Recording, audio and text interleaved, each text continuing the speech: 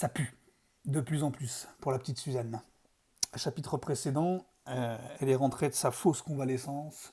Sa classe s'est transformée en une espèce de truc complètement absurde où elle reconnaît rien parce que les gentils se comportent comme des connards et que les connards se comportent comme des gentils.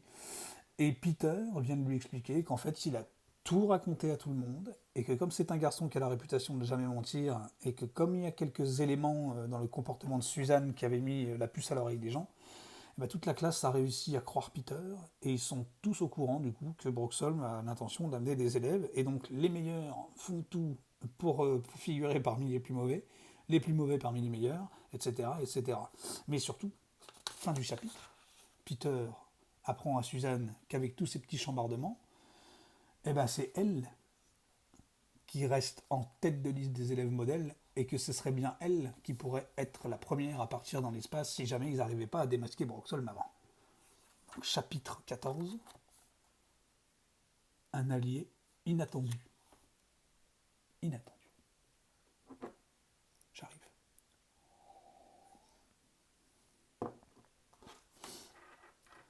Je n'en croyais pas mes oreilles.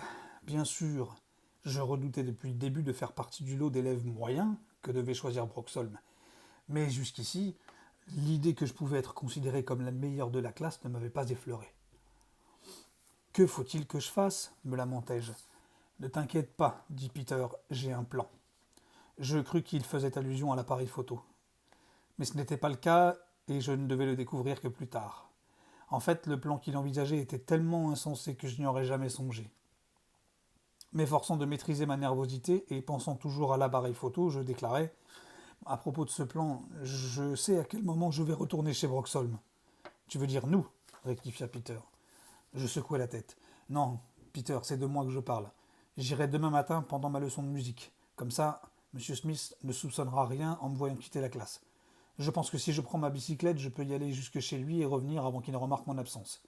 Plus tard, il faudra que je fournisse des explications à M. Bamwick, mais à ce moment-là, j'aurai la preuve que nous cherchons. Mais tu ne peux pas y aller seul, protesta Peter. C'est beaucoup mieux ainsi. Si nous nous absentons tous les deux en même temps, ça risque de paraître suspect, étant donné que nous sommes toujours ensemble depuis peu. Broxholm pourrait se douter de quelque chose. Il pourrait même trouver un prétexte pour faire un saut chez lui. Et je ne veux pas qu'il nous tombe dessus au moment où nous prenons les photos. Cette fois, nous ne passerions pas inaperçus. Surtout s'il nous cherche. Alors j'irai à ta place, affirma Peter. Tu n'auras pas assez de temps. Je ferai carrément l'école buissonnière. Mais voyons, Peter, arrête, c'est impossible. Il poussa un soupir. Je t'assure que je peux manquer l'école quand je veux. Qui s'en soucierait? Personne. Personne ne me demandera des comptes. Puis Peter, qu'est-ce que tu racontes? C'est pas très gentil pour tes parents. Des parents, je n'en ai qu'un, rétorqua-t-il. Ma mère est morte et mon père se moque de ce que je fais tant que ça ne m'attire pas d'ennui. Je me sentis stupide. Je connaissais ce garçon depuis 6 ans et j'ignorais toute sa situation familiale. Bon, dis-je, ben nous irons ensemble. Pourquoi ne pas me laisser agir seul? Non, je suis à l'origine de cette affaire, j'ai le devoir de la suivre jusqu'au bout. C'était pas vraiment de la témérité de ma part. Hein. J'avais envie de revoir Madame Schwartz et de m'assurer qu'elle allait bien. C'est toi qui finiras par avoir des ennuis, observa Peter. Mais puisque tu insistes, je suis d'accord. La cloche sonna à la fin de la récréation. En classe, les choses étaient redevenues à peu près normales, mais il y avait tout de même de la nervosité dans l'air. Les autres élèves ne croyaient peut-être pas tous à la rumeur selon laquelle M. Smith était un extraterrestre, du moins pas encore. Cependant, après la petite comédie jouée par Stacy et Mike, certains commençaient certainement à se poser des questions. Le lendemain matin, je me rendis à l'école en bicyclette, emportant ma flûte et mon appareil photo dans mon petit sac à dos. Au moment où je fixais l'antivol de ma roue avant, Duncan Dougal se coula vers moi en longeant le mur et me susurra « Tu sais ce qui se passera si je découvre que vous êtes en train de me jouer un tour, Peter et toi? Je vous transformerai en pâté pour chien. » Je m'efforçais de prendre un air aussi sournois que le sien. Duncan, il ne s'agit pas d'une plaisanterie, protestai-je, la main sur le cœur. Après m'avoir dévisagé un moment d'un œil soupçonneux, il hocha la tête. Ok, ok. Bon alors qu'est-ce qu'on fait?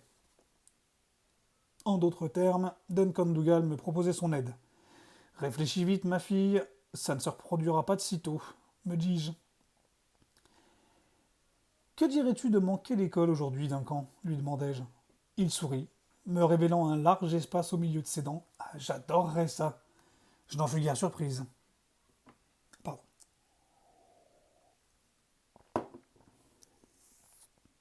Si nous pouvions survivre au fait d'avoir Duncan dans notre classe, c'était parce qu'il manquait l'école assez souvent. Nous savions tous que son grand frère lui écrivait des mots d'excuses. Mais aucun de nous n'aurait été assez fou pour le répéter. Nous ne tenions pas à être obligés de supporter sa présence plus longtemps que nécessaire. En outre, le dénonciateur aurait couru le risque de se faire massacrer. Mais il me serait peut-être utile d'avoir Duncan pour allié si je pouvais m'assurer d'une autre chose. Duncan, est-ce que tu es capable d'aller quelque part avec Peter sans te chamailler avec lui? Bah, bien sûr. J'aime beaucoup Peter. Les bras faillirent m'en tomber. Il avait l'air sincère en plus. Bon, dis-je, j'ai l'intention de m'échapper de l'école à 9h moins le quart. Je veux que tu me retrouves un peu plus loin, au coin de la rue, il te faudra une bicyclette. Je faillis lui demander de ne pas la voler, mais je pensais que ce serait peut-être un peu trop insultant. Duncan acquiesça. Et où est-ce qu'on va s'enquit-il. Je le regardai droit dans les yeux et je déclarai: Peter et moi, nous allons pénétrer dans la maison de Monsieur Smith et prendre des photos du champ de force, où il retient Madame Schwartz prisonnière.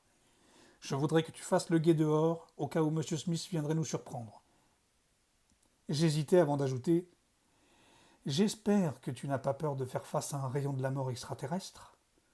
Je suppose que c'était plutôt méchant de ma part, mais l'expression de visage de Duncan en valait la peine. A plus.